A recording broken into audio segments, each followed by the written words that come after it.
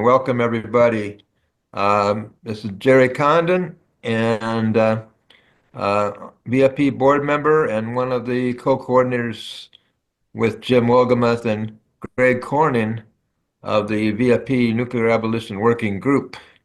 I'll be facilitating the meeting today, and we got a lot of good stuff to talk about, including on the agenda we have Um, the upcoming deterrent summit, so-called deterrent summit of nuclear profiteers who meet in D.C. every year about the end of January, and the Warheads to Windmills Week of Action, which is going to be taking place in D.C.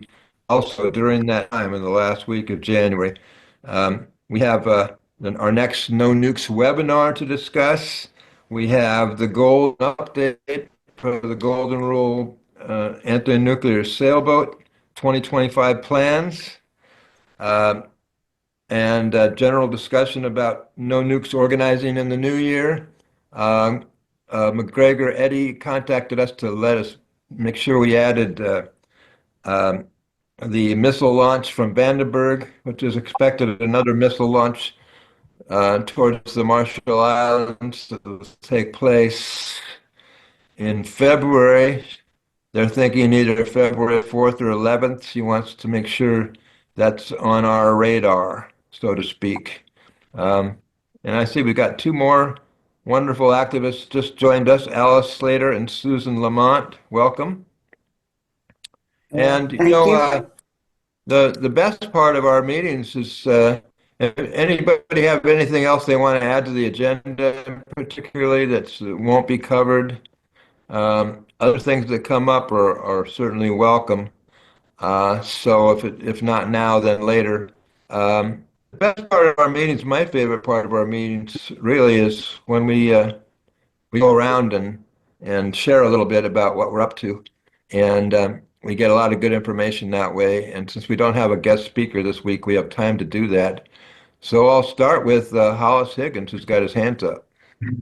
Yeah, hi. I was talking to Greg Corning about the big guy that they used to make down in Sebastopol, California, and it uploads in real time readings of radioactivity, and they used it to map Fukushima.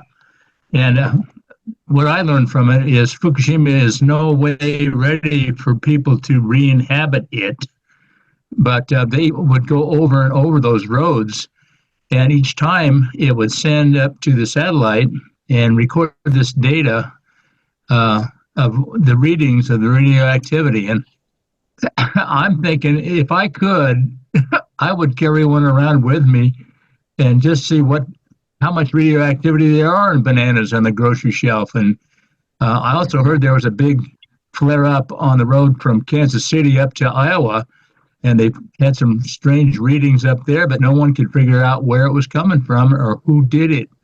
So there's all kinds of radioactivity around. We don't know what it is, but if we could plug into this Big Igi network, the Safecast is what it is, Safecast. So anybody can go there and get involved with the Safecast website and the emails that come out of there. People query it all the time, but they're mostly scientific. But I learned a lot from just following it. Anyway, Greg Great. suggested I bring that up. So, podcast. Could you add that maybe to the chat, the link to that? Okay, yeah, I'll look it up. So Jim was talking a little earlier about Jim Wolgamuth about kind of the sense of gloom and doom and impending disasters, and so I thought, and then a couple of people chimed in and said, Peter and Carol said there's a lot of good things going on too. So one of the challenges I'll make to you as we go around is to, if you can think of something positive that gives you hope uh, and encouragement for the new year. So I'll give Jim another chance. All Want to right. go, Jim? Yeah. Well, what gives me hope is that Harvey and I are starting our 10th year on the radio. Wow, that's great. And Yeah. that show is really dynamite. We're going to figure out ways to promote that more broadly and get a bigger audience too. We talked about that at the communications meeting recently, and we really want to boost that show more. We'll talk to you more about how we can do that. So, Alice, what have you got? I have great news. I was on a webinar last week that Robin Lloyd in Vermont put together, Peace Action. And, you know, I was doing my usual thing, and I said, and they're talking about the doomsday clock. I said, I'm sick and tired of gloom and doom. We have to say what the positive solutions are. So we had this whole brainstorm, and we're meeting with Medea and Jody and people from the, and we're going to do a peace clock instead of the doomsday clock, and we're going to show all the things we did, like Trump called Putin and said, let's talk, you know, so then the clock goes back a minute or two, you know, and we're just trying to brainstorm how this clock is going to be, and hopefully it'll be launched. It's very incipient now, but it's been a lot of fun. And I feel like I'm doing something good. So, you know, when you said good news, because how long are we going to say? They say now that the clock is 90 seconds to midnight. I mean, and then I studied the clock. Like when they did it in 1947, Einstein and the Manhattan Project guys, they formed the bulletin and did the doomsday. It was 17 minutes. It was 7 minutes to midnight. And Wow. the best it's ever been is 17 minutes when they ended nuclear testing. It went back. But I'm saying we're going to get it to dawn, and we're going to have a rosy sunrise and a nuclear free. This is our image that we're going to try to put out for people, that there are solutions. I mean, just saying how terrible it is like ridiculous. I mean, China and Russia have been begging us for years to negotiate a treaty to keep weapons out of space, and we turn them down. And the same thing with cyber war. They've been asking us that, and they vote on it in the UN every year. I mean, I don't know if it's still good now because we turned them down for so long. They went and got into the arms race too, but we'll see. Anyway, I went on too long, but That's okay, Alice. It's great to hear all the positive energy coming from you. So that's inspiring. I'm going to just follow the Hollywood squares around the screen the way I see them here. So that means you're up next, Peter Barris. Goodness. Unless Well, people the raise their latest hand thing- and they get inspired and raise their hand, and then you get to go first. Go ahead, interrupt me. I had a good conversation today with Rachel Clark, who turned out to be a person of wide and deep experience in all these matters.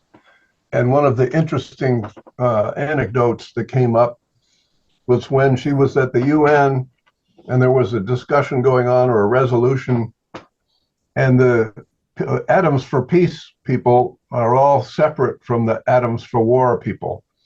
So nuclear weapons is not even anywhere near the nuclear power discussions and so on. it's crazy. And I had remarked that they're two sides of the same coin, and you don't get one without the other. And Rachel said, yeah, well, that's interesting.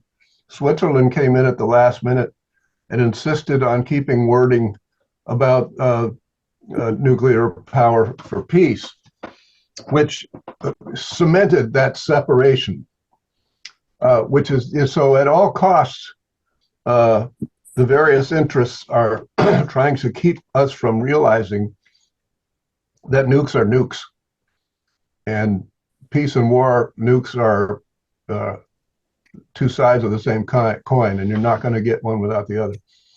So that's my little latest thing. I don't know if it's positive or negative.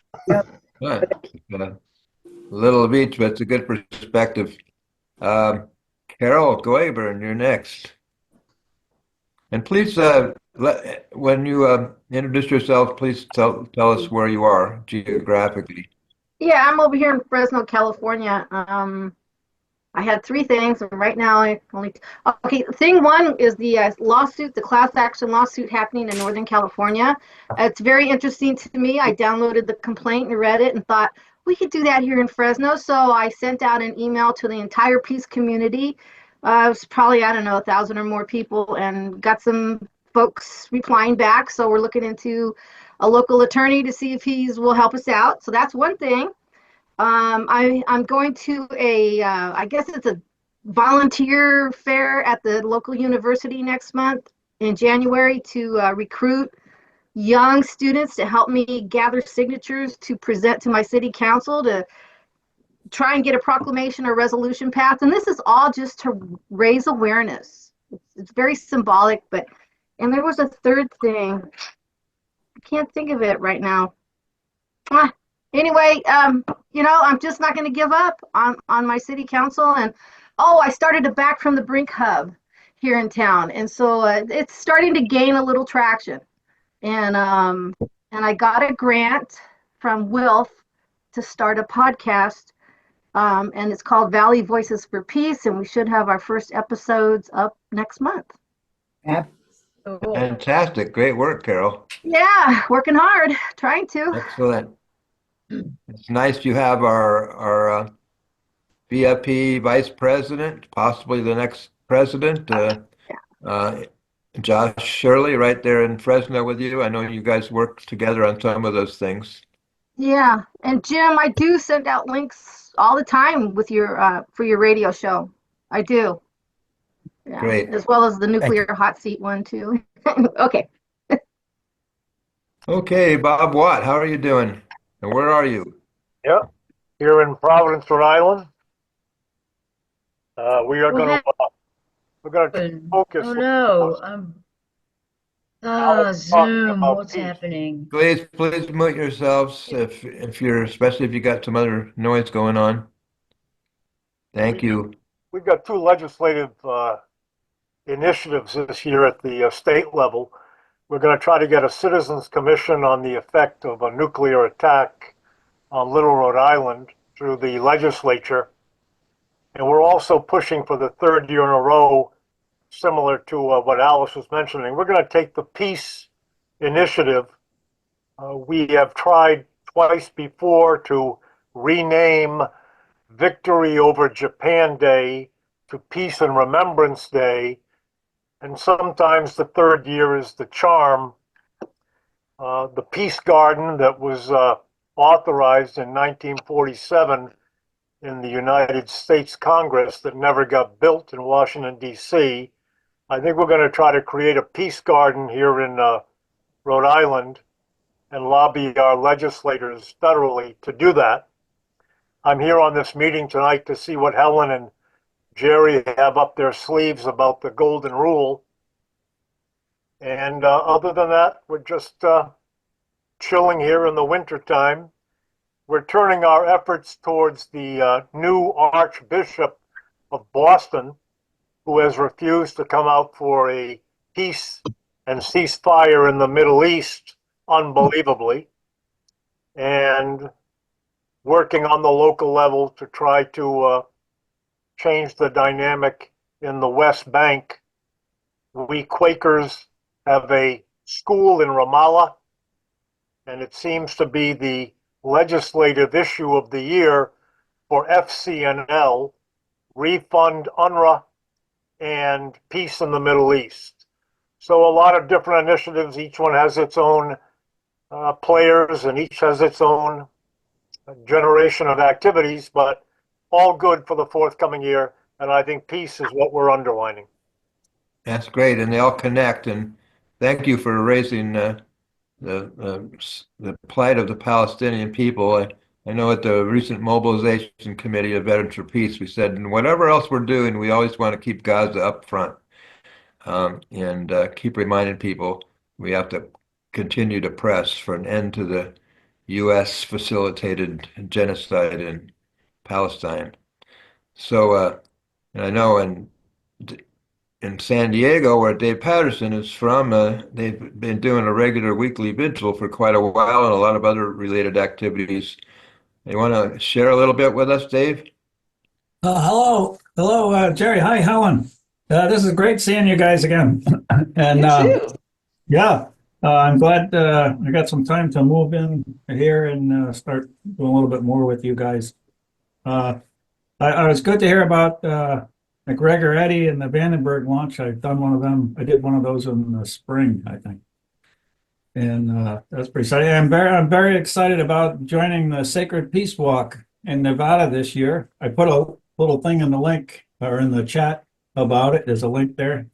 And I encourage everyone to join the Sacred Peace Walk and go up to the gates of the Mercury and display our displeasure with the games they're playing there. The latest is they spent $1 billion building a tunnel 1,000 feet down, and it's a complex of tunnels, and they're putting in two different types of accelerators, linear accelerators. One made by Lawrence Livermore, which should be operating shortly, and then one more that was designed and partially built over at Sandia Labs, and they'll be building the rest of it right there on Mercury. So they call it tickling the dragon's tail because they want to see what happens when they can bombard chunks of weapons grade plutonium with charged particles and electrons and stuff. So nobody can figure out why they're doing it because they say they're doing it because they want to check on the viability of our current stockpile of plutonium cores. And but the thing is, at the same time, we're building brand new plutonium cores for every weapon. So why would they waste all that money doing it?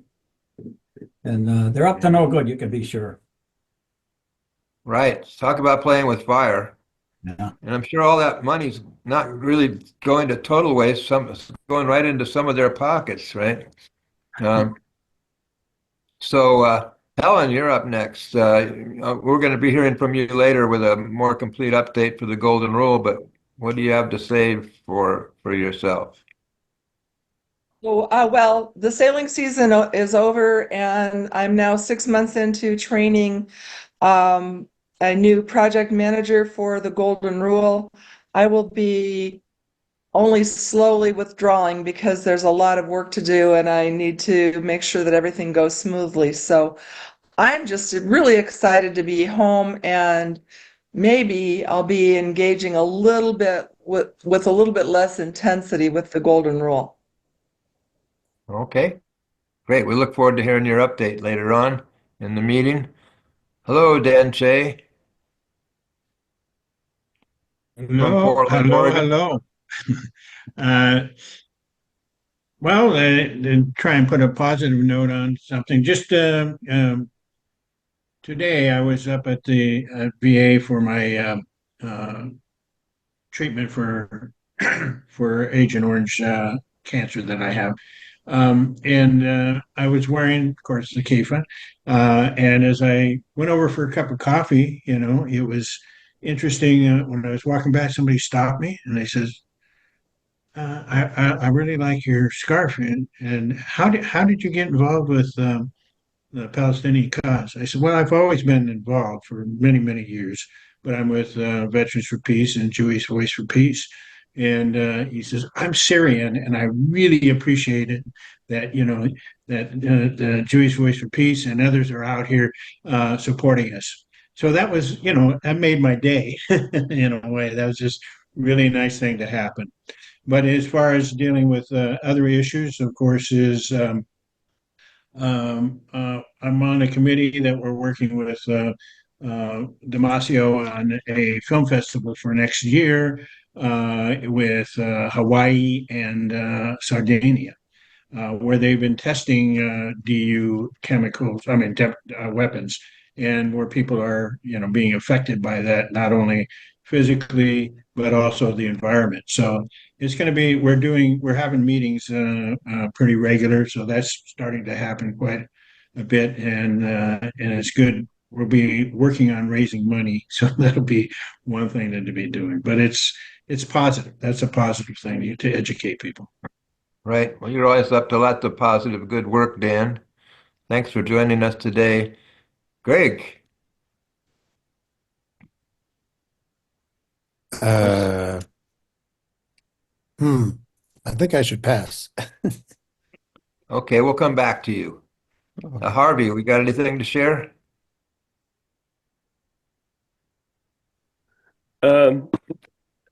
I felt kind of hopeful because I've been able to make some connections here. I'm in Charleston, South Carolina. My senators are Lindsey Graham and this other guy Scott who wanted to be Trump's vice presidential candidate. So, uh, and my representative is James Clyburn, who is completely useless. Worse than that, really.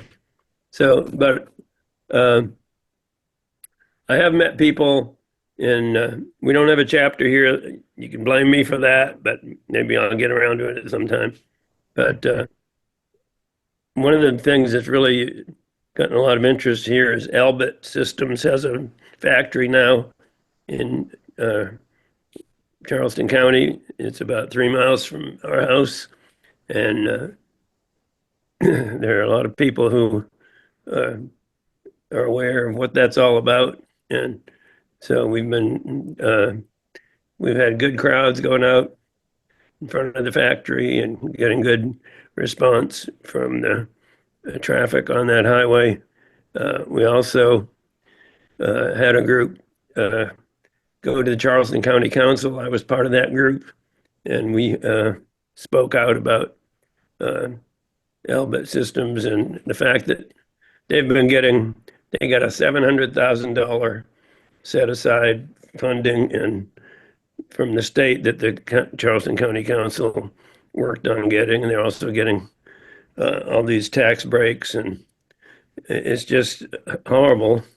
So a lot of people spoke about how it's affecting their lives, that their taxes are paying to kill children while their own children, don't have, the schools are underfunded.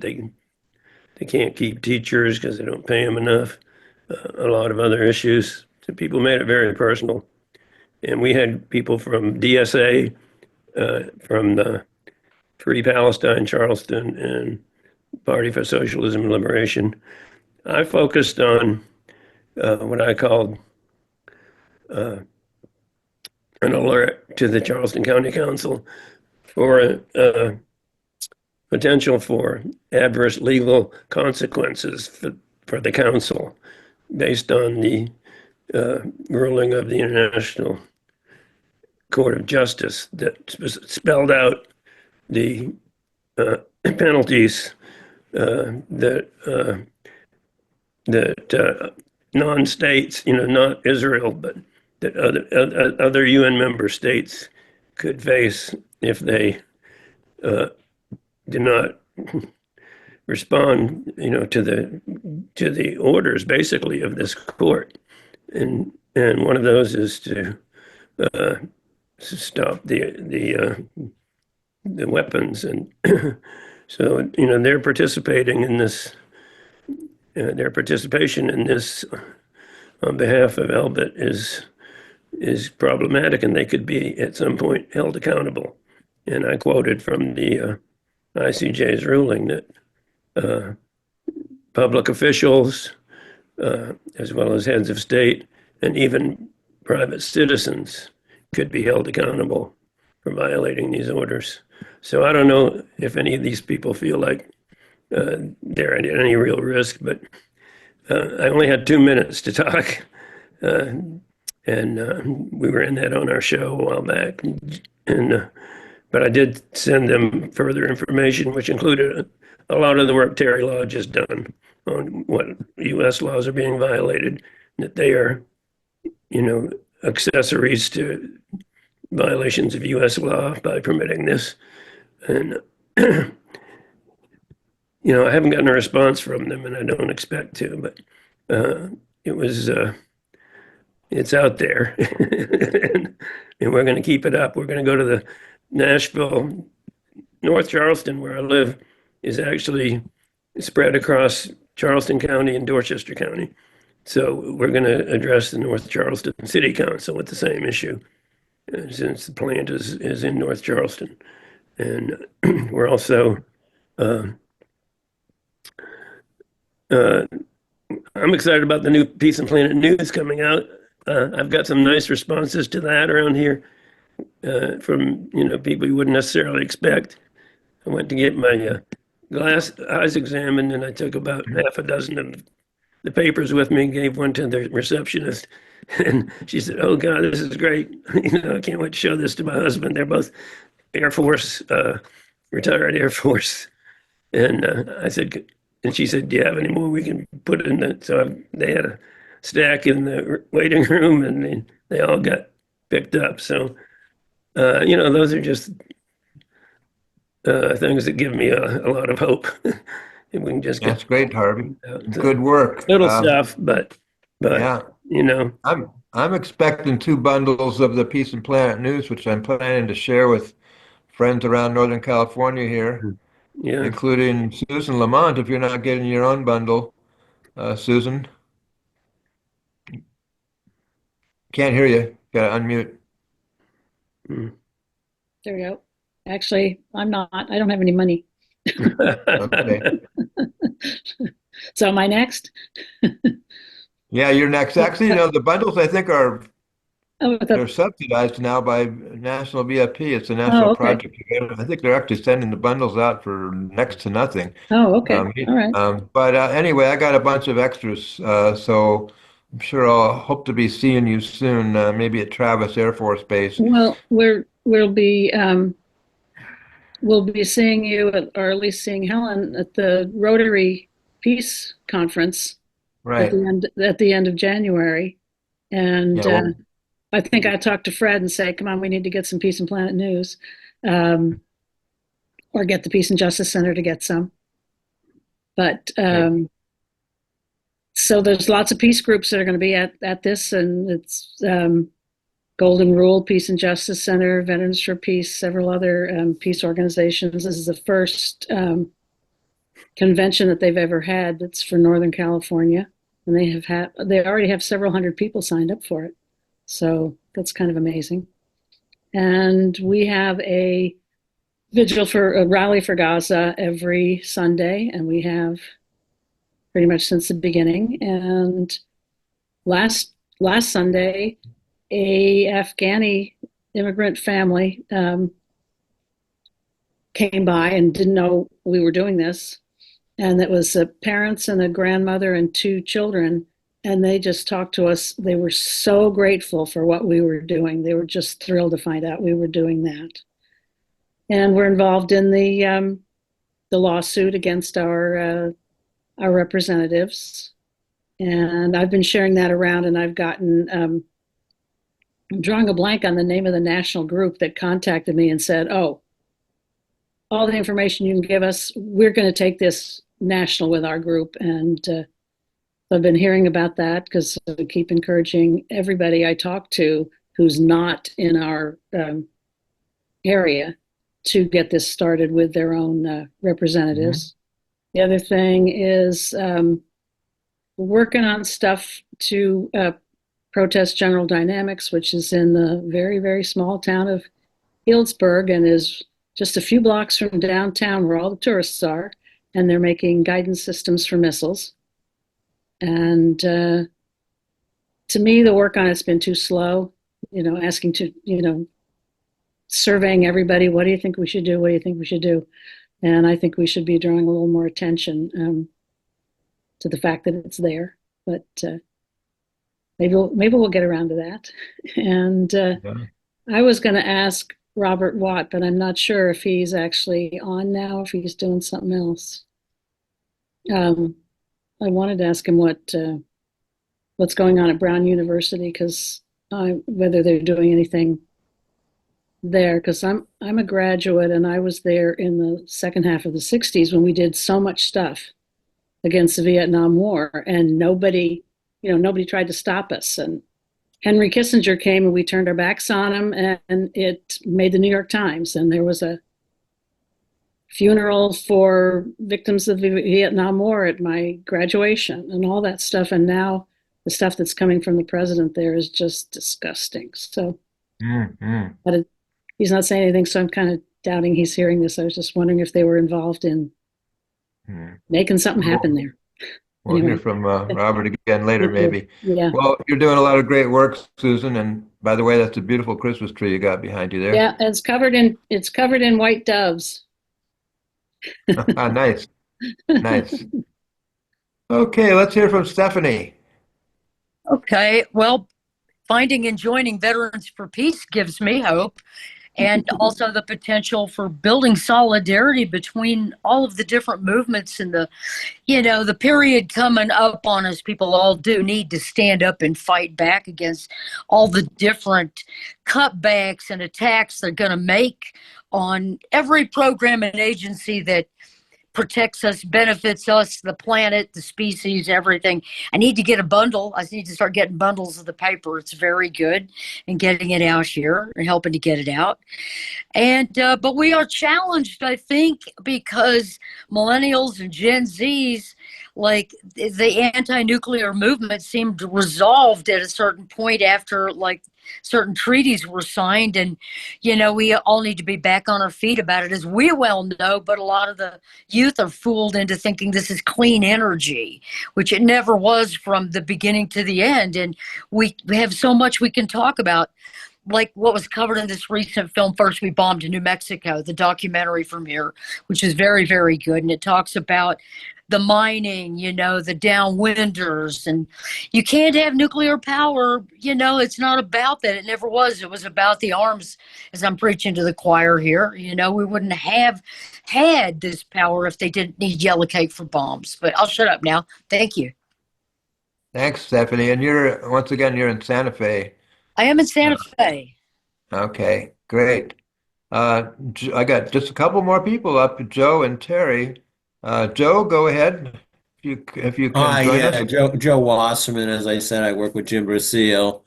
Let me, I've been active with Back from the Brink in Connecticut, and we were able to get John Larson from the Hartford area to co-sponsor HRES 77 in late November.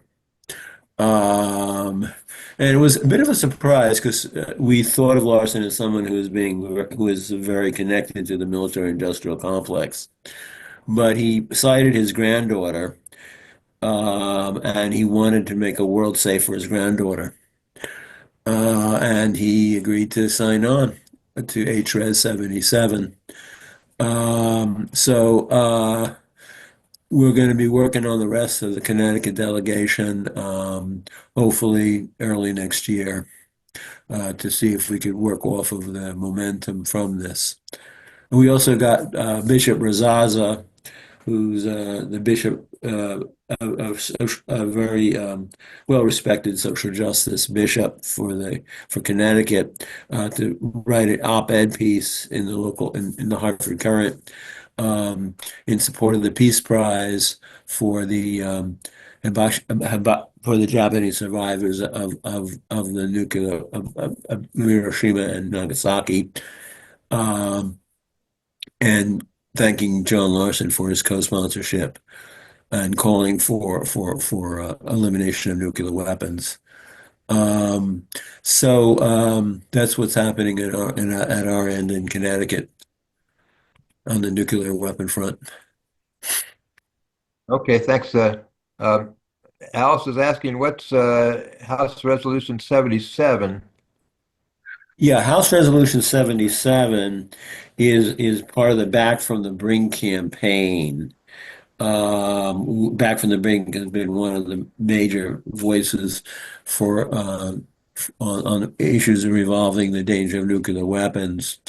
And it would call for the nuclear weapon states to start talking to each other about reducing the threat of nuclear war. It would take nuclear weapons off a hair trigger alert. It would push for it would call for a no first strike pledge among all the nuclear nations, and cut funding for the modernization of nuclear weapons, and take away presidential authority over sole presidential authority over nuclear weapons, launching of nuclear weapons. Yep. Great, thank you. You're welcome. Terry Lodge, you're up. Sorry, did I cut you off, Joe? No, you did not. I'm finished. Thank you. Okay, thanks very much. Terry Lodge, you're the last one of us up. That may be for me. Oh, greetings from Northwest Ohio. Howdy. It's been a hell of a year. I am involved working with another attorney and citizen organizations in Western Michigan against the reopening of the shuttered Palisades nuclear plant, which is turning into an interesting battle of money and politics and God, I hate the word bipartisanship. As we turn the corner into 2025, we'll be having a hearing in mid-February in Rockville, Maryland, before an august Nuclear Regulatory Commission panel to determine whether or not the citizens even are allowed to have a voice in the unprecedented reopening.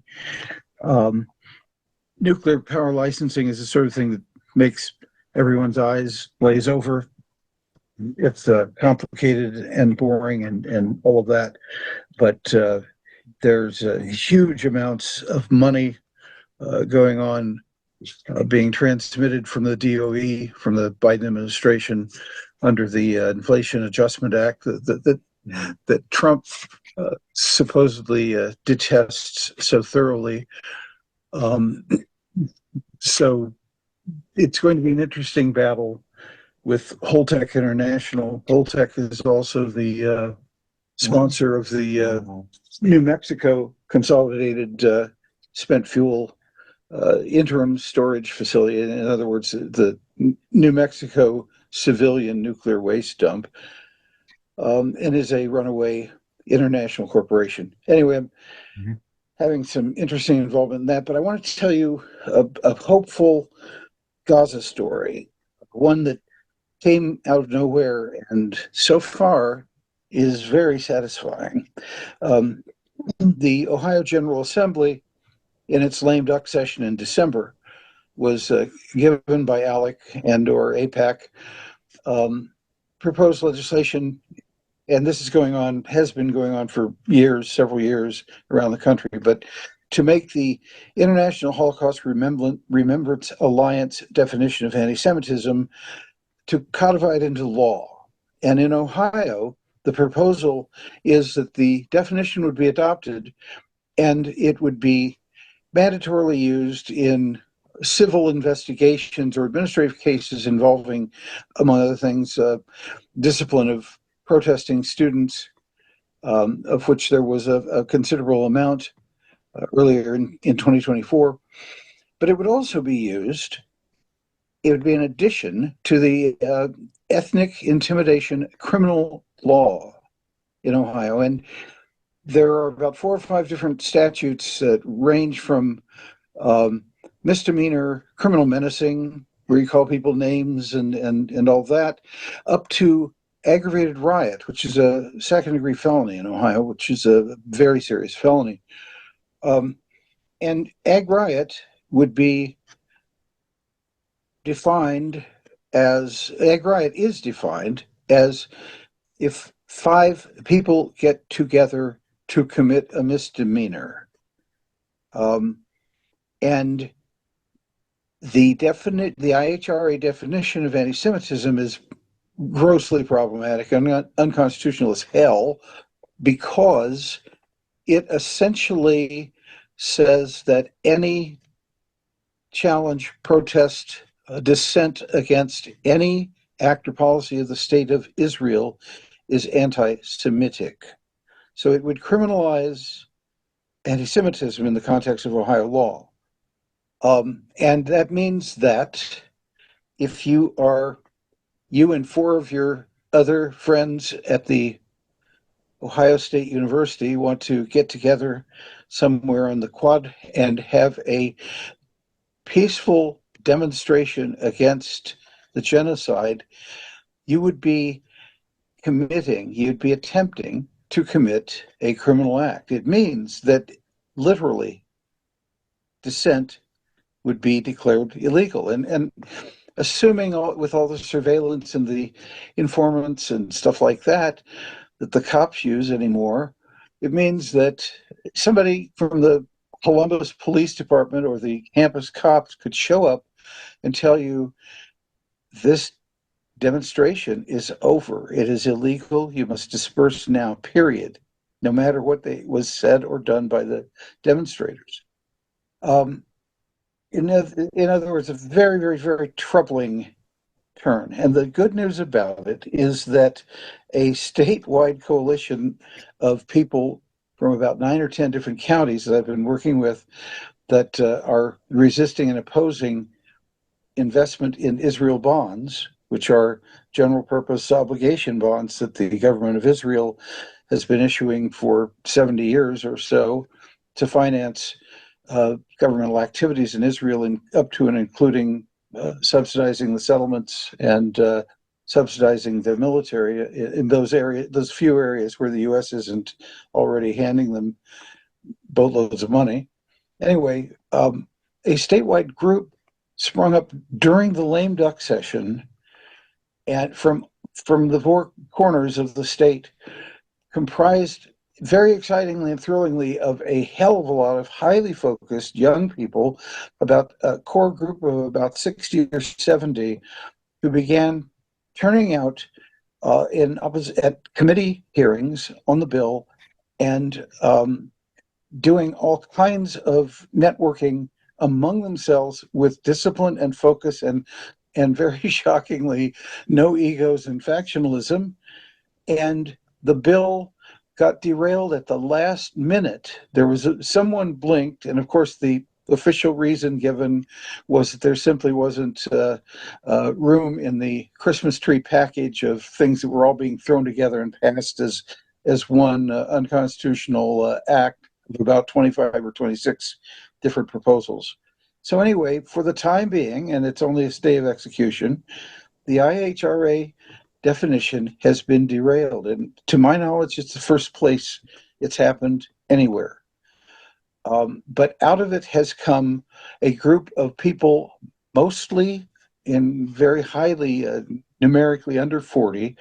Mike Ferner and I were the only ones who, well, there were one or two other people that kind of screwed up the age distribution, maybe raised the average age to 28. Other than that, it was incredibly exciting, and there were some very impassioned and impressive moments, such as the day when about 20 of the young'uns arrayed themselves around the Great Seal of the state of Ohio in the rotunda of the State House, which of course is a circular seal, probably about 20 feet across. And they sat there, and there were jeers and catcalls and all of that from lobbyists and whatnot, but they were going down prearranged lists of representatives and state senators to call. It was incredible. But they kept doing it and doing it for days. And the lame duck sessions in most state legislatures are a free-for-all, where rules are suspended, committee hearings are ignored, things move quickly and without much, if any, public notice. So it was a tremendous effort, and it paid off and taught some people civics, which of course doesn't get taught much anymore. Real civics where you buttonhole people and you go door to door at the offices and you learn who's who and that kind of stuff. Very exciting. Thank you. Thank you, Terry. And thank you also for providing Veterans for Peace with a lot of great legal ammunition this year against the genocide in Gaza, particularly the legal research you did about all the U.S. laws that are being broken when the U.S. Sends weapons to Israel while it's carrying out genocide. So we've got a lot of mileage from that and continue to do so. Dan Shea, did you have something you wanted to add? Yeah, I just wanted to say that, when you're talking about the universities and the students that have been, for their encampments have been attacked by the universities, expelled and arrested, and various things that are going on. There is a movie called The Palestine Exception. I put the link into the chat. A friend of mine is one of the producers of that documentary, and when it was shown here in Portland, they filled the theater, and they basically had to have a second room to fill that up so they could watch it simultaneously. And also, she just showed it in Duke University. It is interviews people from Columbia, from Portland State, from various universities, the professors, and it is an excellent film. And I recommend it to everybody. It might be good, Terry, and any legal things you might want to show that to people. It would be a great opportunity to use that as a sort of a witness to what's happened to these young people. So Yeah, I just thank you. wanted to raise that. Well, this is great. I get a lot of energy just from hearing all. Oh, Susan, go ahead. I want to give a little report of my own, but you go ahead first. And I just wanted to add that that legal work that was done by Veterans for Peace, I shared very early on with the group that was creating the lawsuit against our representatives, and they were thrilled to have it. So thank you very Oh, much. great. Good to know. Excellent. So yeah, I get a lot of energy from these just this go around that we do, and how much knowledge and energy gets shared by the people who show up pretty regularly to these monthly meetings now for several years, and here we are starting another new year. I also got a fair amount of positive energy from spending 2 weeks in Washington, D.C. recently, where I participated in a whole range of things, including Ellen Barfield and I were able to attend the national meeting of the International Coalition for Human Rights in the Philippines, which is a lot of young activists, young anti-imperialist activists that are on fire. So that was inspiring. Also, one of the main reasons I went out to DC was to be there for the No to Nuclear War events that were organized by Scott Ritter. I don't know if any of you were able to plug in. They had some exciting panels and discussions with a lot of great speakers, and they were on multiple platforms, live streaming, and actually had I I think at one point I heard they had as many as 30,000 people watching, or maybe 10,000 people who watched live, and then another 30,000 that watched later on. So they got quite a big reach on that. And what they were pushing, one of the main things that came out of it, of course, the premise that Scott Ritter advanced and that people picked up on was that the U.S. escalation of the war in Ukraine, particularly firing U.S. missiles into Russia, was a serious nuclear war and had to be stopped. And so they were delighted to find out that a Republican congressman from Louisiana had introduced legislation, H.R. 10218, which would prohibit sending attack missiles to Ukraine, and would also prohibit U.S. military personnel and intelligence personnel from participating in firing those missiles into Russia. So uh, I joined, I had the opportunity to join up with Medea Benjamin and Code Pink and other friends who are in the halls of Congress every day.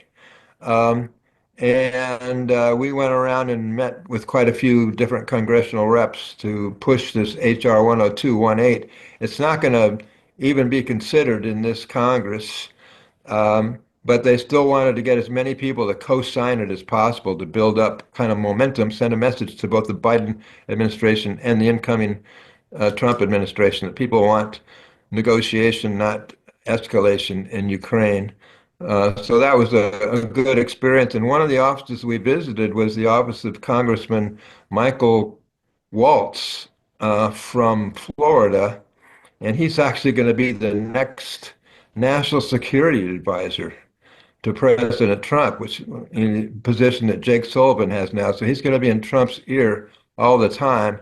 And his aide told us that he is absolutely committed to ending the war in Ukraine. So we shall see how all that goes. But anyway, there was a lot of interesting activities in what there's always a lot going on in Washington, D.C.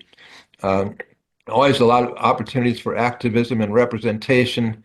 And Ralph Nader's been pushing Veterans for Peace to open an office in D.C. for some time, and he's also, been contributing quite a bit of money to VFP in the last couple of years, probably for many years more than that.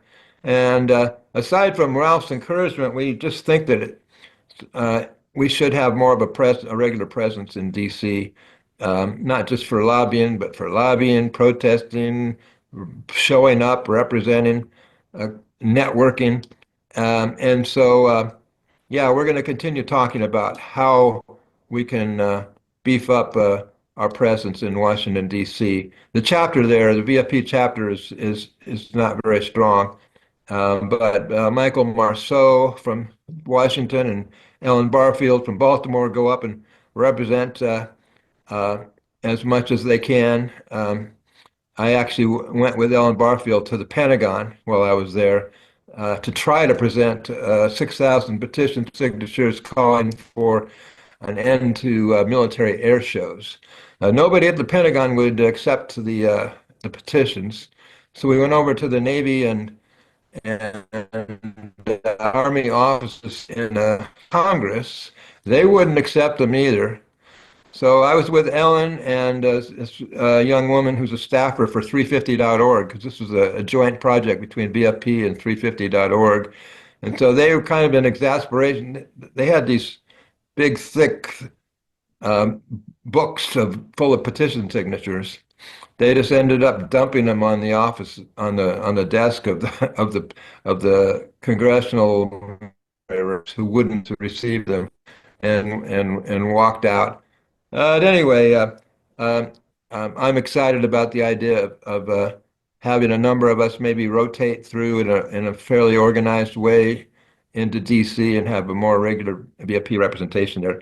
But I'm going on. So this is great. We've spent almost an hour going around here, but if we did nothing else than this, it would be a worthwhile meeting, in my opinion. But we do have other things on the agenda, so let's jump into it. The first thing, and maybe the most immediate practical thing that's coming up, is the Warheads to Windmills efforts in Washington, D.C., January 22 to 28. And if you go to their website, and I'll put that in the chat a little later, but they have lined up quite a few things. They're going to be meeting with congressional representatives on January 22nd to 24, and then they're going to be delivering a letter to the president somehow or other on January 22nd. Then they're going to be visiting nuclear weapons companies during that whole week, during the afternoons. And they're also going to be protesting or pushing back, as they say here, against the Deterrence Summit on January 27th. And that Deterrence Summit is the 27th to the 29th.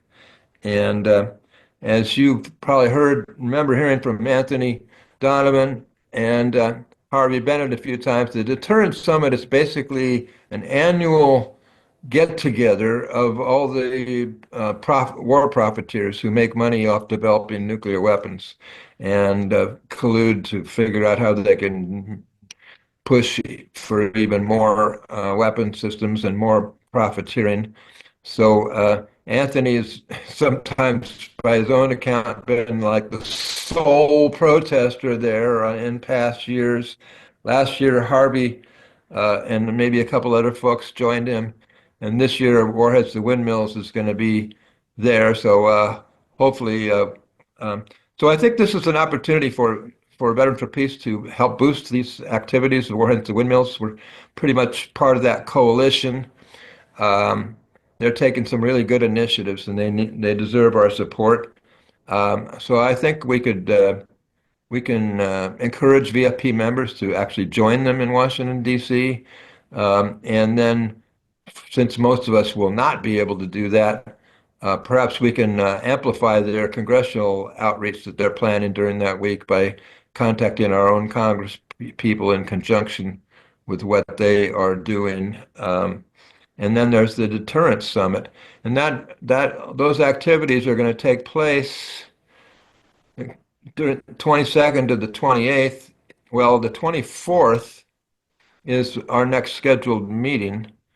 Uh, Friday, February, January 24th. So I figure we can maybe get Anthony, and Harvey's going to be there, and maybe Timon or Anduin from Goritz the Windmills to to speak with us and have a special focus on what that week of action during our next meeting.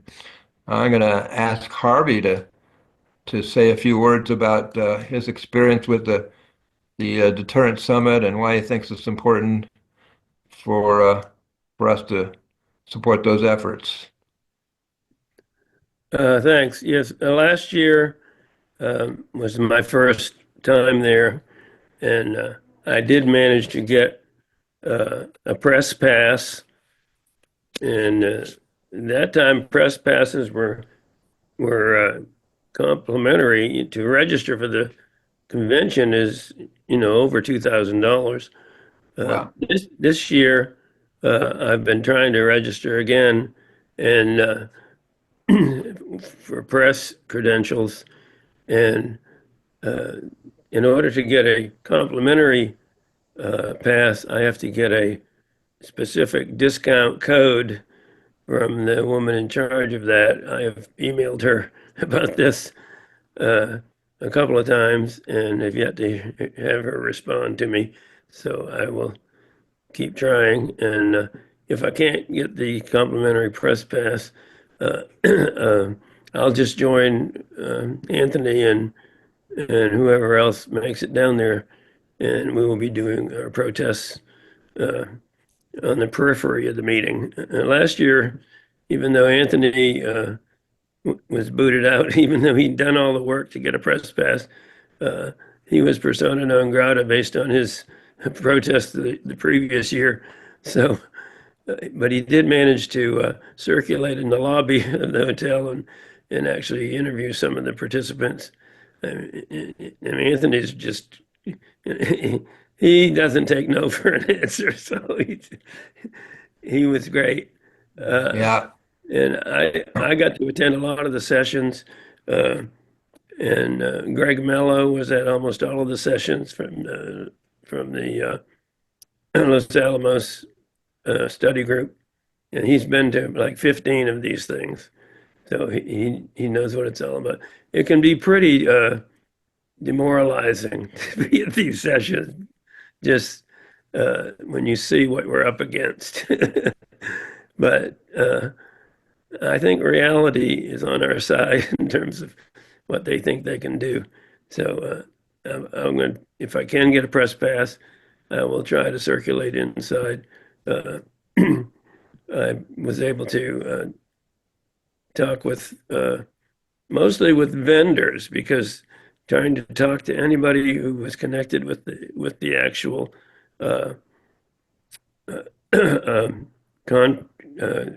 companies, none of them would say anything without getting it okayed by their PR person, because I think a lot of them were just paranoid about losing their security clearance if they did something, and I can't blame them. So I didn't keep trying to do that, even though I offered to, not use their names or even just not even record it, but just have notes. But they were just uncomfortable. That's great that you're going to be going there again. So I'll try Harvey. again, and I'll keep trying. And I did do some surveys, that were just things like, are you aware of the UN Treaty on the Prohibition of Nuclear Weapons? And 90% of them acted like they'd never heard of it, whether they had or not, things like that. But okay, so I want to keep the focus. It's good to get to hear the sessions and then, spread the word out of what their latest strategies are. But Greg does a good job of covering that too. Greg Mello. Thanks, Harvey. Well, let's keep the focus for a couple of minutes on whether and how to support that, Harvey and others at the Deterrence Summit, they call it, Yeah. and Warheads to Windmills activities that week. Is that Alice? You want to say something about that? I wanted to ask Harvey, is there any press really covering this that's saying what's going on? I mean, aside from the cancer press, is the major press there? Like, No, I didn't see any evidence of so we don't even major know press. this is happening, right? I mean, the American public doesn't know this is happening. I mean, Apparently the press doesn't see it as important to inform the public.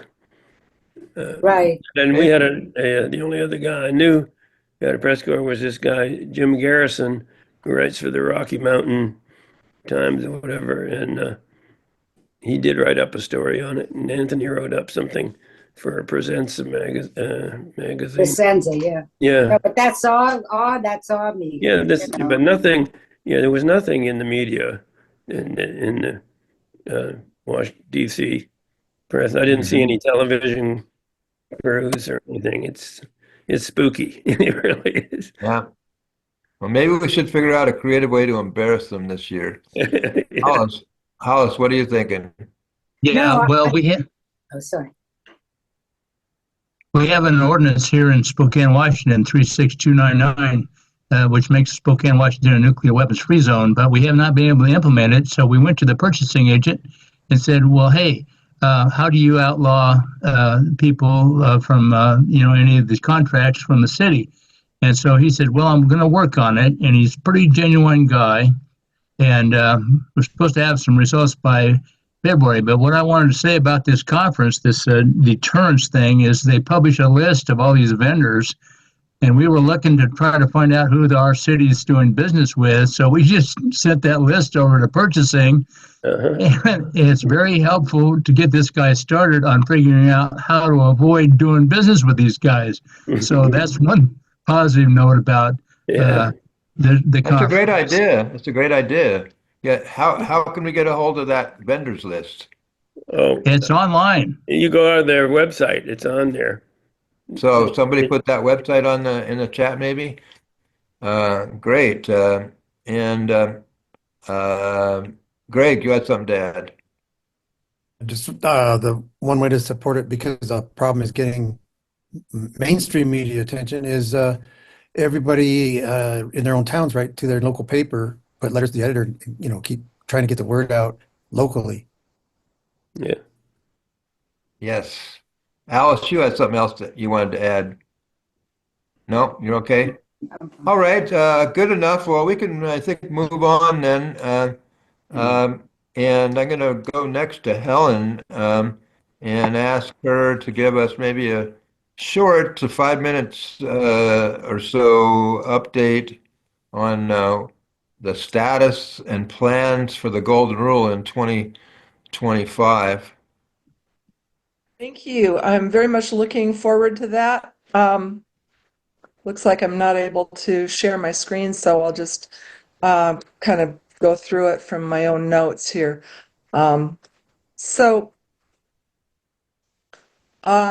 What we did this past summer, which I think most of you know, was we went to the Pacific Northwest with the Golden Rule. We visited 13 cities. We participated in 2 wooden boat shows, and we took part in 3 water-based protests. This was a similar trip to 2016, so it was a little easier because we already knew quite a few people up there, and people helped us a lot by providing us with articles and pictures that we could use to let our supporters know what was going on. And they did a great job organizing for these events with us. Something else that happened in June before we even left Humboldt Bay, which is our home port, we brought on Michelle Marcinet as another project manager for the Golden Rule.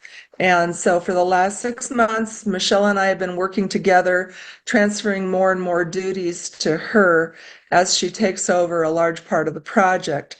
There will be some things that I will do for quite a longer time, but I definitely am not going to be traveling as much as I used to because I can't do it. So she's going to take over a lot of the things that I was doing, and I'm going to step back quite a bit. Now, we are back in Humboldt Bay, our home port where the Golden Rule was rebuilt and launched in 2015. And we have some programs coming up. January 24 to 26th, as Susan Lamont mentioned, we're going to be at the Rotary Peace Conference in Santa Rosa. It's a regional Rotary conference, very important for us to get the word out about both Veterans for Peace and the Golden Rule. On Saturday, March 1st is Nuclear Remembrance Day. It's Nuclear Victims Remembrance Day. March 1st, 1954 is the date that the Castle Bravo nuclear explosion exposed all of the Marshall Islands and a lot of other territory in the Pacific to radiation.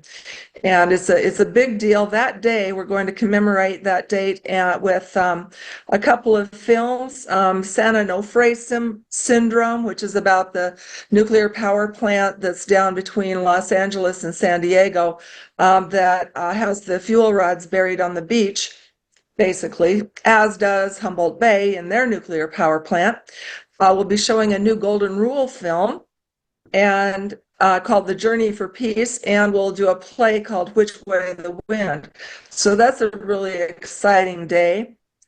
On Sunday, March 2nd, we're going to do a report back to the Humboldt community about our Pacific Northwest voyage.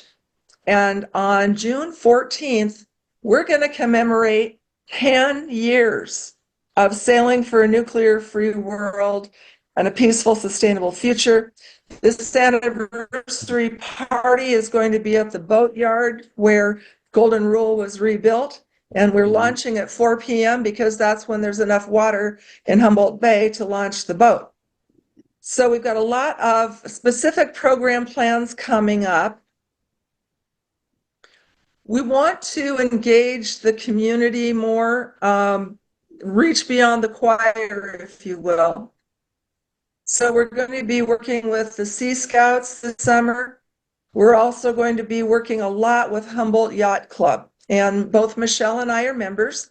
They do a little fog race, they call it, once a week, and they do eco tours of Humboldt Bay. We'll be participating in that. We're possibly going to start doing fundraising by taking people sailing, and we're going to be reaching out to more groups, churches and schools in particular, service clubs, political action groups like that. We might try to do some tabling at places like the county fair and other public events. And here's what's most important to you guys: more webinars and calls to actions on our own and in conjunction with the VFP No Nukes working group. And so that's the main thing I would like to convey to this group today, is that we want to do a tighter connection, more partnering between the Golden Rule and the No Nukes working group. We have the same or similar messaging. We should be doing same calls to action. We have the same nuclear news to report. We have similar strategies, although the Golden Rule itself could be a tactic within a broader strategy that the No Nukes working group has. We could potentially share a strategic visioning process so that we could work in a more organized, coordinated way towards ending nuclear weapons.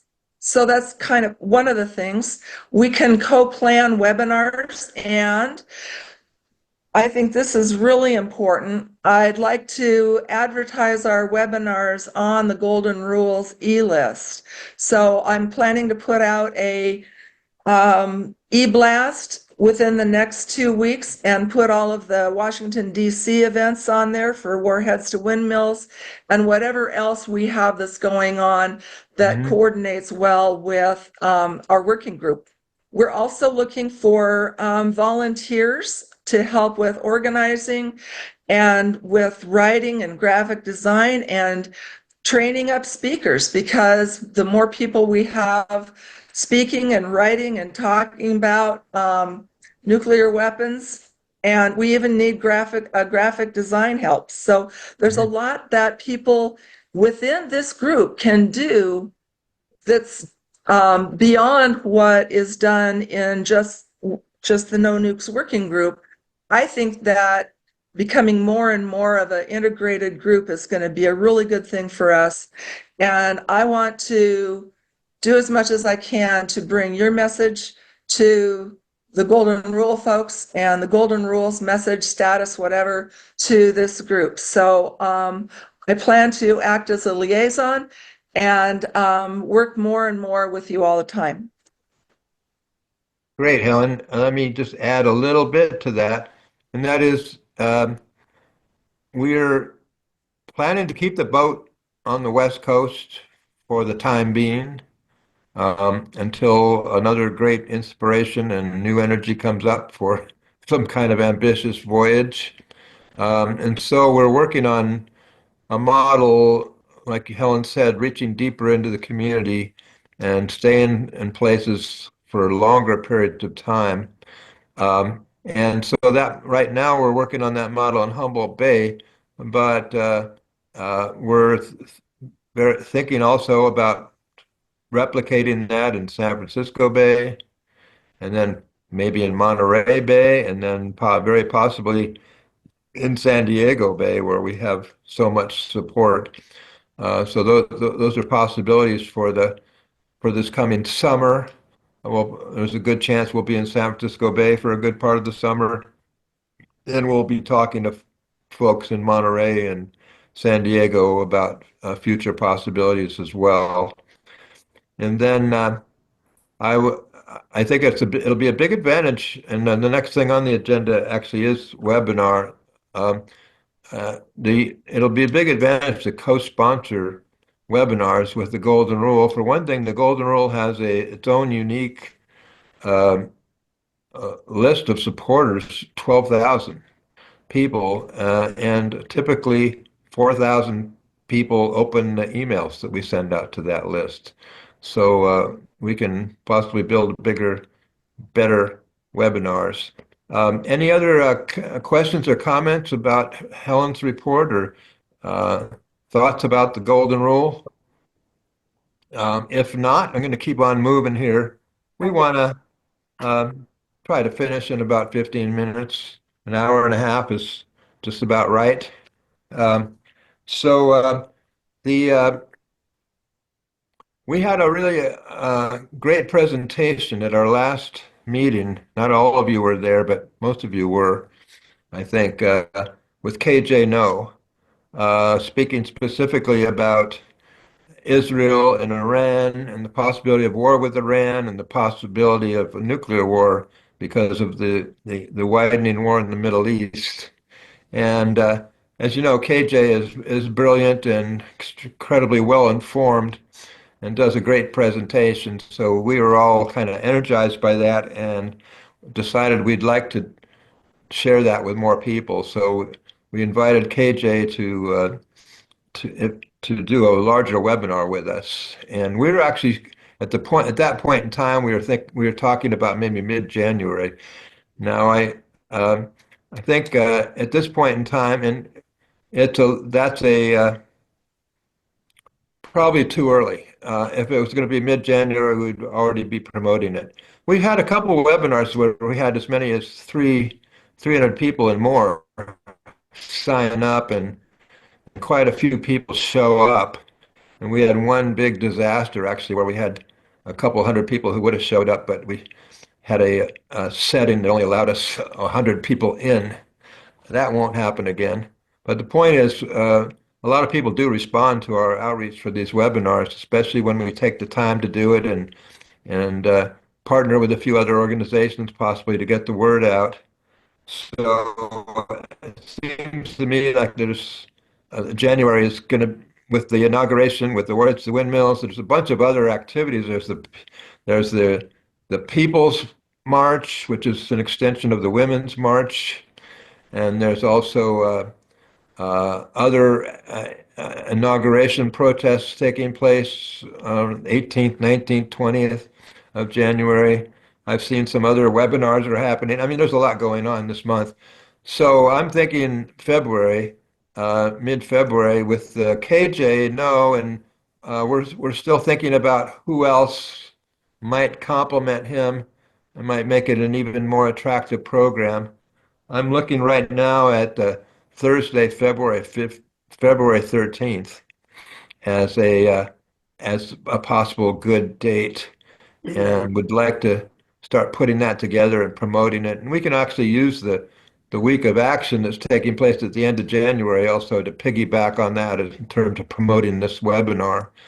Um, and so I really enjoy any feedback about that thinking. Peter?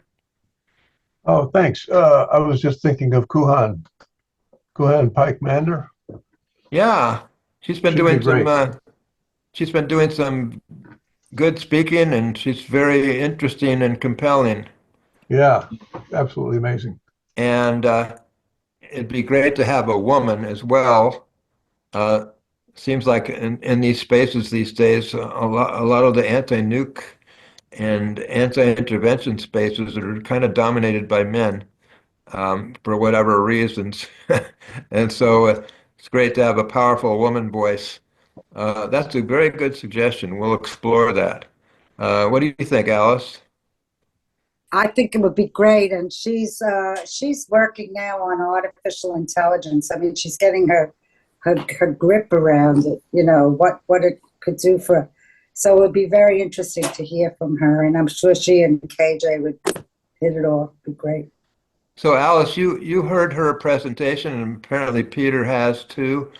And you felt it was a pretty compelling presentation? Yeah, she's saying things that we haven't heard. She's very she's tuned And into the whole AI story. That we're all wondering what this is about. She's okay. been on alternative radio and so on. She actually has a very far-ranging presentation. She can focus on different subjects. Right. Her main thing is the creation of an electronic grid that allows them to blow up any square inch of the Pacific Ocean they feel like. It's I didn't quite even know amazing that was stuff. something. Some of it sounds pretty far out, but I know it's all too real. It is So, all too real, and she's I very like to down to have earth. I like to have an AI perspective, artificial intelligence and anti-imperialist, um, uh, because that's really what's happening right now, and that's where the threat of nuclear war exists. If Stephanie, nobody has her email, I'll drop a note if you like. yeah, thanks. Please do. I think we Okay. do. Do you have an email for her, Helen? Probably. Kuhan. I don't I know. have it. I have it. She Okay. stays at my house when she's here. Okay, We're wonderful. friends. Stephanie, have you got some ideas? No, just an anecdote about the AI. Oh God, this was probably 2018. I'm not sure, but it was before COVID. In Manhattan, I volunteered to help table with a group of freelance editors and copy editors. And a woman came up to the table who had a book. It was at the thriller convention where all the thriller writers are there. And she was an engineer at Quantico. And the person next to me on the table said, asked about the AI. Should we be concerned about it? And she got a really stern look on her face and said, yes, you need to be very concerned. That was it. Like, this is someone who works, probably close to where the federal government is on this shit at Quantico. So, and basically using it yourself, it's going to give you plagiarism. So I'll shut up. Yeah, I put her interesting. email in the chat if you want to write to her. Yeah. Interestingly, we got invited to a webinar, not kind of a workshop on how progressive organizations can use AI. So that could be an interesting twist. I mean, it's a tool. It's going to be used and misused, but it can also be potentially used in a positive way, and need to learn more about that. I know a couple progressive writers who say they started to use it, and it's very helpful. I don't know exactly how that works, but anyway, I see a couple of um, skeptical faces on the call here about using AI in any which way, I guess. Dan Shea? Interesting too that recently, Google and others talking about AI that they need to actually have nuclear energy to Yeah, support that is. Right, this right. AI information. So that's another, and they're talking about the small modular nuclear reactors to use them. So there's a whole Yeah, industry being involved in it. they're also talking about reopening 3 Mile Island specifically to power AI. Alice? Yeah, I mean, AI is driving this nuclear renaissance, and they're trying to tell you it's clean energy because it takes a huge amount of energy to power whatever AI can do. So we're at a very bad time again for nuclear. We saw we had it down, and all of a sudden it's clean again and it's green, and they're going to use it because of these huge AI factories that need a huge suck on energy. So Kuhan said she's a Luddite. She's against all of it. Time out, So, like. Okay, you spelled Kuhan Peck's name here for Greg. Good. I saw another question here before from someone. Oh, Robert Watt asked, who from BFP is attending the World Beyond War conference in Cuba at the end of January? That hasn't really been on our radar for some reason. Now that you mentioned it, I remember seeing something about it, but as far as I know, I don't know that BFP is currently planning to attend. It certainly sounds like an interesting conference. So World Beyond War, well, Alice could tell us more, but World Beyond War has been having conferences, and they had one in last year was Toronto or Montreal? Yeah, we're I all think, over. I mean, David is very serious about not just being a USian, he calls us. But and this year anyway, it's going to be in Cuba, right? yeah, so we hired a Latin American organizer. We have somebody in Africa. We're really organizing all over the world because it's just to create this idea that it's time to put an end to war on the planet. It's not about nuclear weapons or chemical. It's about everything, the whole war system taking it on. I'm not sure what I can get back to you on Cuba. I mean, if you go on the website, I'm sure they'll have it there. It's worldbeyondwar.org. Well, thanks for mentioning it, Robert. We'll check. We'll look into that because probably should have somebody there. Well, Quite possibly. I'm prepared to go. I just can't get anybody to respond to me. Oh, really? So I'll reach out to you, Alice, independently. Wait, who's saying this? Robert? Yeah, Robert. Oh, Robert what? Okay, I'll find out about it and try to. Thank you. Okay, good. And I'll make the VFP board of directors aware of that as well because they may want to to support it. have someone attend. I'd love to go myself, but I think I'm going to be busy with other things right at that time. Is that the last week of January? Yeah, it's like the 28th or 27th to the 30th. Yeah. Okay, good to know. Okay, well, this has been a great, informative and Can I just, productive. Robert, would you put your email in the chat so I can write back to you and if I find anything out? Okay, sorry. Yeah, we'll save the chat, and people should try to save the chat if they can, if they wish to. And otherwise, well, we have that. Well, can we include the chat in the minutes? So And when people I have send that. out the recording, I'll include the chat. Okay, between Helen and Greg and Jim, we'll be making sure everybody gets good good recording and minutes of this, notes from this meeting. Lots of great ideas, lots of good initiatives, and Just, so we'll, I actually have another question. Is Veterans for Peace looking at this issue of the Trump administration resuming nuclear weapon testing?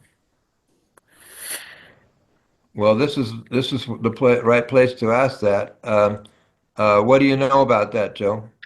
Not a lot, but I'm hearing apparently there was an alert that went out with Win Without War that the Trump administration is considering resuming nuclear testing. That was Does that mean Biden too. It wasn't just Trump. There's a whole group that Obama gave them $1 trillion over 20 years for new labs. It has nothing to do with Trump. It has to do with this monster, this nuclear monster. So there have been people talking about it, but I don't know where Trump. that would be presumably underground testing?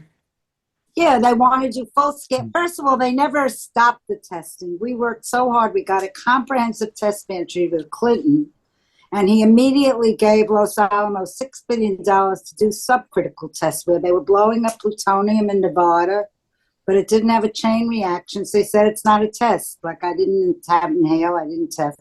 And as soon as we did it, Russia did it, China, they do whatever we do. So there's people talking about it. I mean, it's insane. It's just insane. I don't know where Trump stands on it. It's coming out of the old military establishment. It's not a Trump thing. It's coming out of the people that have been there forever, trying to keep making war all the time. Well, Alice, it might be helpful for you to write up something, or somebody to write up something about the status of testing.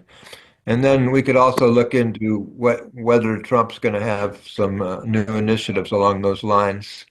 So thanks for reminding us about that, Joe.